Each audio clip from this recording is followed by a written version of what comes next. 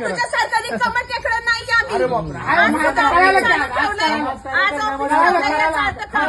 आज जाऊ द्या ना आता. माझ्या वैयक्तिक जीवन बोलायचा अधिकार नाही तुम्हाला.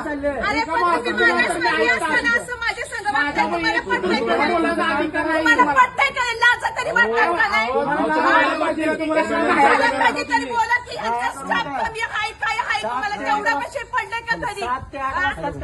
ठेव बोट खाली तुझा. आठ माणसं बोलते ती सगळ्यात मी एकटी बोलते. तुला लाजा वाटायला नको पाऊस सांगा मला. कुठं लाज लावचायला राजाच्या नो असली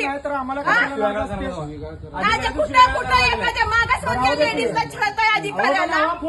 त्यांचा येतो तुझ्यासारखी रिकमेंड टेकडी नाहीये मी.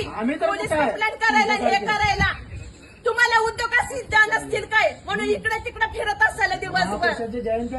तू जा रे तुझ्या घरात करून दाखव आधी. अरे मग त्या शिवाजी महाराजांच्याकडे स्वराज्याची कन्सेप्ट आहे ना त्यांची कन्सेप्ट घरापर्यंत राबव गोरगरिबापर्यंत. तुला शासकीय घरात सापडतात का पैसे घ्यायला मापायला?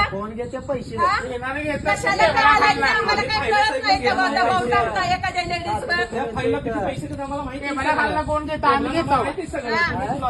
कुणी ना तुम्हाला सांगितलं सर हो बाजूला हो पाठीमागा कुणी सांगितलं आज ऑफिस मध्ये यायला? माझं मी ऑफिसात काम आहे म्हणून चालू ठेवलं. तुम्हाला बंद ठेवायचं अधिकार आहे ना? मग तुम्हाला कुणी सांगितलं आत यायला? तुमचं काही काम आहे का आज माझ्या ऑफिस मध्ये?